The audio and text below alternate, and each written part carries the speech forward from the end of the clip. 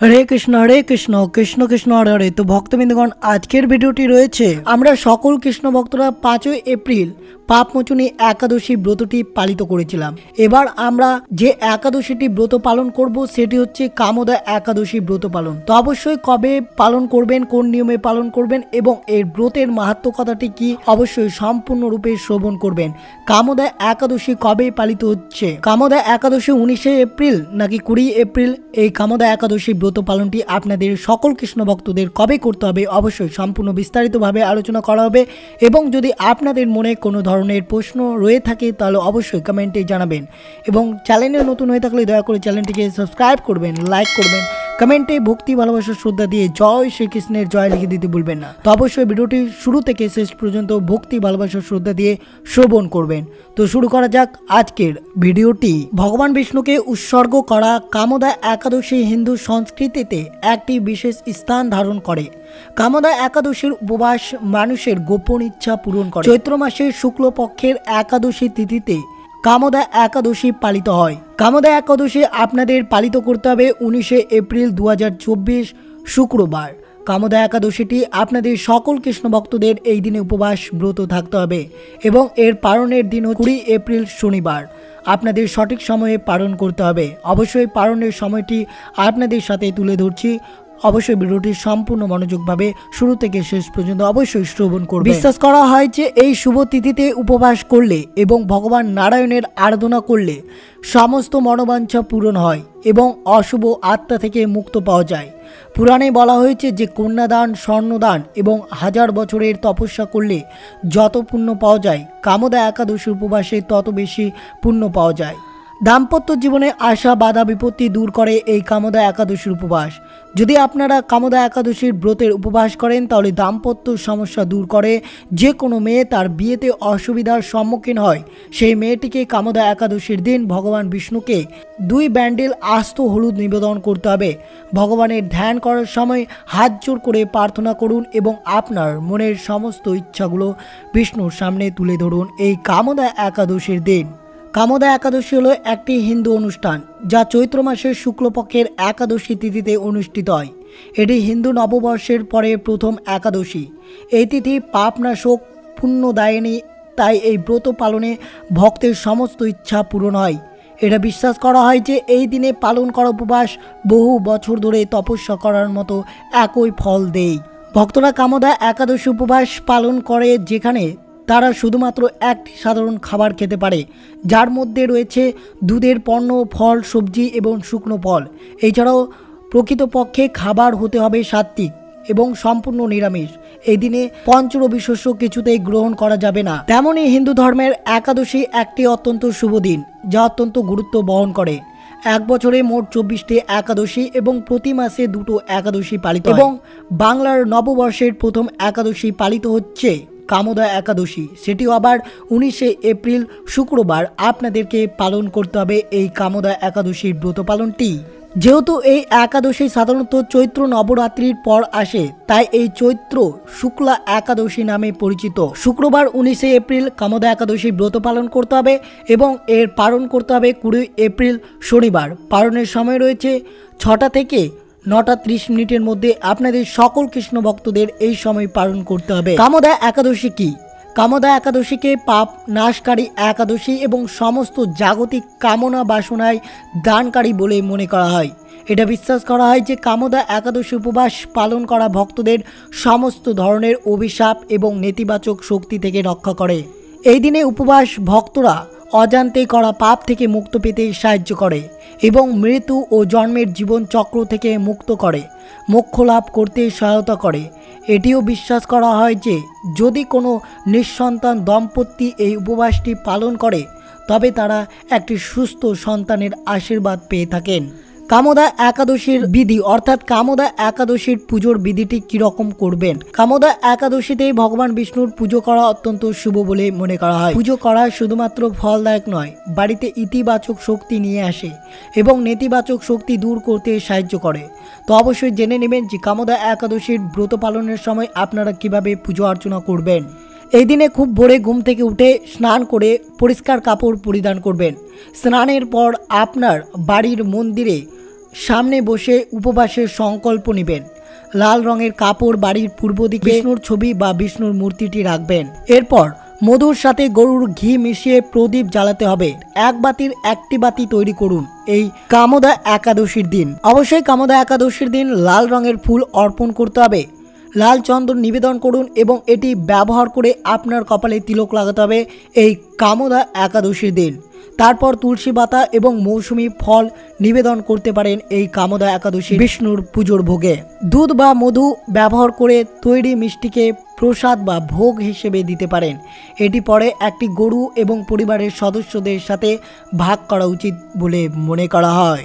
অবশ্যই কামোদা একাদশীর দিন লাল চন্দনের মালা ব্যবহার করে ওম নমো ভগবতে বাসুদেবায় নমো মন্ত্রটি 108 বার জপ করতে হবে এই কামোদা একাদশীর ব্রত পালনের দিন। সেই দিনে ভগবান বিষ্ণুর মূর্তির সামনে লাল চন্দন এবং কর্পূর পোড়ানোর জীবনের বিভিন্ন সমস্যার সমাধান সাহায্য করবে। ভগবান বিষ্ণুর আশীর্বাদ পেতে ভক্তদের বিষ্ণুর সহস্রনাম পাঠ করা উচিত এই কামোদা একাদশীর ব্রতের দিন। সন্ধ্যার সময় একটি ঘিয়ের প্রদীপ জ্বালাবেন এবং আরতির অনুসরণ করে ভগবান বিষ্ণুর পুজো করবেন এই কামোদা একাদশীর দিনে। পারণের দিনে অর্থাৎ পরের দিনে সাত্ত্বিক খাবার খেয়ে উপবাস ভঙ্গ করবেন। একাদশীর উপবাসে ব্রাহ্মণ খাদ্য এবং দক্ষিণা গুরুত্ব রয়েছে, তাই পারণের দিনে ব্রাহ্মণকে অন্ন দান করুন এবং দক্ষিণা দিয়ে বিদায় দিন। এরপরে খাবার গ্রহণ করবেন এই কামোদা একাদশীর দিনে অর্থাৎ পারণের দিন। যে সকল কৃষ্ণ ভক্তরা এই কামোদা একাদশীর ব্রত পালন করবেন, তো এই ব্রত পালনের ফলে তারা কি কি উপকারিতা পেতে পারেন? এটি জ্ঞাতসারে বা অজান্তেই সংঘটিত সমস্ত পাপ, অসদাচরণ, অপকর্ম এবং ভুল ধারণা দূর করতে সাহায্য করে, একটি সুন্দর চিন্তা দিতে সাহায্য করে এবং সমস্ত অপরাধকে নষ্ট করতে পারে এই কামোদা একাদশীর ব্রত পালনের ফলে, এবং এটি আধ্যাত্মিক ও বৌদ্ধিক এবং মানসিক শক্তি বাড়াতে সাহায্য করে। অবশ্যই শ্রবণ করবেন কামোদা একাদশীর ব্রতের মাহাত্ম্য কথাটি, অর্থাৎ কিভাবে এই একাদশীর উৎপত্তি হয়েছে। যুধিষ্ঠির মহারাজ বললেন, হে ভগবান কৃষ্ণ, হে বাসুদেব, দয়া করে আমায় বিনস্ব প্রণাম গ্রহণ করুন। চৈত্র মাসে হালকা অংশে যে একাদশী হয় তা আমাকে বর্ণনা করুন। এর নাম কি এবং এর মহিমা কি? ভগবান শ্রীকৃষ্ণ উত্তরে দিলেন, ওহে যুধিষ্ঠির, দয়া করে আমার কথা মনোযোগভাবে ভক্তি সহকারে অবশ্যই শ্রবণ করুন। আমি এই পবিত্র একাদশীর প্রাচীন ইতিহাস বর্ণনা করছি। বশিষ্ঠ মুনি একবার ভগবান রামচন্দ্রের পিতামহ রাজা দিলীপের সাথে সম্পর্কিত ইতিহাস। রাজা দিলীপ মহান ঋষি বশিষ্ঠকে জিজ্ঞাসা করলেন, হে জ্ঞানী ব্রাহ্মণ, চৈত্র মাসের অলোক অংশে আসা একাদশীর কথা আমি শুনতে চাই, দয়া করে আমার কাছে তা বর্ণনা করুন। বশিষ্ঠ মুনি উত্তর দিলেন, হে মহারাজ, আপনার জিজ্ঞাসা মহিমাময়। সানন্দে আমি আপনাকে বলবো আপনি কি জানতে চান। চৈত্রের অলোক পাক্ষিকে যে একাদশী হয় তার নাম হচ্ছে কামোদা একাদশী। এটি সমস্ত পাপকে গ্রাস করে, যেমন বনের আগুন শুকনো কাঠের সরবরাহকে গ্রাস করে। এটি অত্যন্ত পরিশুদ্ধ এবং এটি সেই ব্যক্তিকে সর্বোচ্চ যোগ্যতা প্রদান করে যে এটি বিশ্বস্তভাবে পালন করে। হে মহারাজ, এখন শুনুন একটি প্রাচীন ইতিহাস যা এতই গুণী যে তা শুনলেই সমস্ত পাপ দূর হয়ে যায়। একদা বহুকাল আগে রত্নাপুরা নামে একটি নগর রাজ্য ছিল, যা স্বর্ণ ও রত্ন দ্বারা সজ্জিত ছিল এবং যেখানে তীক্ষ্ণ দানাদর সাপগুলো নেশা উপভোগ করত। রাজা পুণ্ডরিক এই সবচেয়ে সুন্দর রাজ্যের শাসক ছিলেন, যে রাজ্যের নাগরিকদের মধ্যে অনেক গর্দম, কিন্নর এবং অপ্সরাদের সংখ্যা ছিল। গর্দম্বদের মধ্যে ছিলেন ললিত এবং তার স্ত্রী ললিতা, যিনি ছিলেন বিশেষভাবে সুন্দরী নারী। এই দুইজন একে অপরের প্রতি তীব্রভাবে আকৃষ্ট ছিল এবং তাদের বাড়ি ছিল প্রচুর সম্পদ এবং ভালো খাবারের পূর্ণ। ললিতা তার স্বামীকে খুবই ভালোবাসতেন, একইভাবে ললিত তার মনের মধ্যে তার কথা ভাবতেন।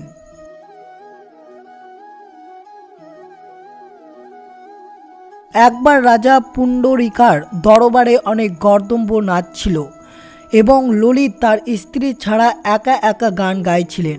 তিনি গান গেয়ে তার সম্পর্ক চিন্তা করতে সাহায্য করতে পারেননি এবং এই বিভ্রান্তর কারণে তিনি গানের মিটার এবং সুরের ট্র্যাক হারিয়ে ফেলেছিলেন। প্রকৃতপক্ষে ললিত তার গানের শ্রেষ্ঠীয় ভুলভাবে গিয়েছিলেন এবং রাজার দরবারে উপস্থিত থাকা ঈর্ষান্বিত সাপগুলোর মধ্যে একটি রাজার কাছে অভিযোগ করেছিলেন যে ললিত তার সার্বভৌম পরিবর্তে তার স্ত্রীর চিন্তায় মগ্ন ছিলেন।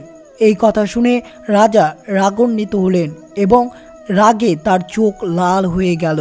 হঠাৎ সে চিৎকার করে বলে উঠল, ওহে মূর্খ চুরি, যেহেতু তুমি তোমার দরবারের দায়িত্ব পালন করতে গিয়ে তোমার রাজাকে শ্রদ্ধার সাথে ভাবার পরিবর্তে একজন মহিলার কথা ভেবেছিলে, তাই আমি তোমাকে অভিশাপ দিচ্ছি যে তুমি অবিলম্বে নরখাদক হয়ে যাও। হে মহারাজ, ললিত তৎক্ষণাৎ ভয়ঙ্কর নরখাদক হয়ে ওঠেন, এক মহামানব ভক্ষণকারী রাক্ষস যার চেহারা সকলকে আতঙ্কিত করেছিলেন। তার বাহু ছিল 8 মাইল লম্বা, তার মুখ ছিল বিশাল গুহার মতো, তার চোখ ছিল সূর্য চাঁদের মতো ভয়ঙ্কর, তার নাসারন্ধ্র পৃথিবীর বিশাল গর্তের মতো, তার ঘাড় ছিল একটি সত্য পর্বত, তার নিতম্ব 4 মাইল চওড়া এবং তার বিশাল দেহটি পুরো 64 মাইল উঁচুতে দাঁড়িয়েছিল। এইভাবে দরিদ্র ললিত প্রেমময় গর্ধম্ব গায়ক যা পুণ্ডরিকার বিরুদ্ধে তার অপরাধের প্রতিক্রিয়া ভোগ করতে হয়েছিল। ভয়ঙ্কর নরখাদক হিসেবে স্বামীকে কষ্ট পেতে দেখে ললিতা শোকে আলপুত হয়ে পড়েন। ভাবিলেন, এখন আমার প্রিয় স্বামী রাজার অভিশাপ ফল ভোগ করতে আমার কি লাভ, আমার কি করা উচিত, আমি যেখানে যেতে হবে। এইভাবে ললিতা দিনরাত শোকহত। গর্দম্বদের স্ত্রীর হিসাবে জীবন উপভোগ করার পরিবর্তে তাকে তার রাক্ষস স্বামীর সাথে ঘন জঙ্গলে সর্বত্র ঘুরে বেড়াতে হয়েছিল, যিনি সম্পূর্ণরূপে রাজার অভিশাপে মন্ত্রে পড়েছিলেন এবং সম্পূর্ণরূপে ভয়ঙ্কর পাপ কর্মে লিপ্ত ছিলেন। তিনি নিষিদ্ধ অঞ্চল জুড়ে যথাযথভাবে ঘুরে বেড়াতেন।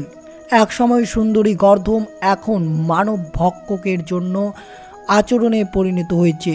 তার প্রিয় স্বামীকে তার ভীতকর অবস্থায় এত কষ্ট পেতে দেখে অত্যন্ত বিচলিত ললিতা তার পাগল যাত্রা অনুসরণ করতে করতে কাঁদতে লাগলেন। তবে সৌভাগ্যক্রমে ললিতা একদিন ঋষি শৃঙ্গার কাছে আসেন। তিনি বিখ্যাত বিন্ধ্যাচলা পাহাড়ে চূড়ায় বসেছিলেন। তার কাছে এসে তিনি তপস্বামীকে তার শ্রদ্ধা ভরে প্রণাম জানালেন। ঋষি তার সামনে মাথা নত করতে দেখে বললেন, ওহে সবচেয়ে সুন্দরী, তুমি কে? তুমি কার মেয়ে? এখানে কেন এসেছো? দয়া করে আমাকে সব সত্যগুলো বলুন। ললিতা তার উত্তর দিল, ওহে বড় বয়স, আমি মহান গর্দম্ব বীরধর্ণের কন্যা, আর আমার নাম ললিতা। আমি আমার প্রিয় স্বামীর সাথে বনে এবং সমভূমিতে ঘুরে বেড়াই, যাকে রাজা পুণ্ডরিক মানব ভক্ষক রাক্ষস হওয়ার অভিশাপ দিয়েছিলেন। ওহে ব্রাহ্মণ, তার উগ্ররূপ এবং ভয়ানক পাপকর্মে দেখে আমি খুবই দুঃখিত। হে গুরু, দয়া করে বলুন কিভাবে আমি আমার স্বামীর পক্ষ থেকে কিছু প্রায়শ্চিত করতে পারি। ওহে সর্বশ্রেষ্ঠ ব্রাহ্মণ, ওহে দানবীয় রূপ থেকে তাকে মুক্ত করার জন্য আমি কোন পুণ্যকর্ম করতে পারি? ঋষি উত্তর দিলেন, হে স্বর্গীয় কুমারী, চৈত্র মাসের আলোক পাক্ষিকে কামদা নামে এক একাদশী হয়। এটা শীঘ্রই আসছে। যে ব্যক্তি এই দিনে উপবাস রাখে তার সমস্ত মনোবাঞ্ছা পূরণ হয়। আপনি যদি এই একাদশী উপবাস নিয়ম কানুন অনুসরণ করে পালন করেন এবং এইভাবে আপনার অর্জিত পুণ্য আপনার স্বামীকে প্রদান করে, তবে তিনি অবিলম্বে অভিশাপ থেকে মুক্ত পাবেন। ঋষির কথা শুনে ললিতা আনন্দিত হলেন। ললিতা ঋষি সিংহার নির্দেশে অনুসারে বিশ্বস্ততার সাথে কামদা একাদশী উপবাস পালন করেছিলেন এবং দ্বাদশীতে তিনি তার ভগবান বাসুদেবের দেবতার সামনে উপস্থিত হয়ে বলেছিলেন, আমি বিশ্বস্ততার সাথে কামদা একাদশী উপবাস পালন করছি।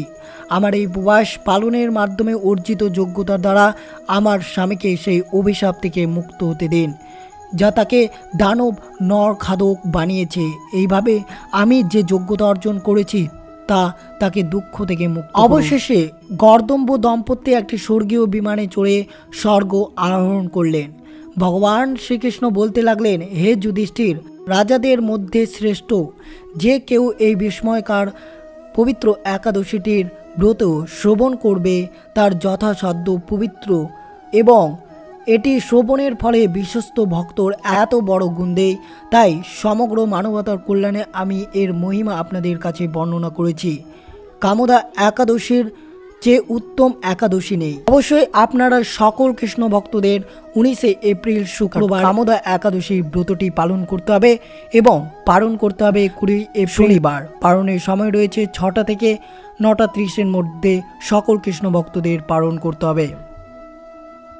তো এই ছিল ভিডিওটি ভালো লাগলো অবশ্যই চ্যানেলটিকে সাবস্ক্রাইব করবেন, লাইক করবেন, কমেন্টে ভক্তি ভালোবাসার শ্রদ্ধা দিয়ে জয় শ্রীকৃষ্ণের জয় লিখে দিতে ভুলবেন না।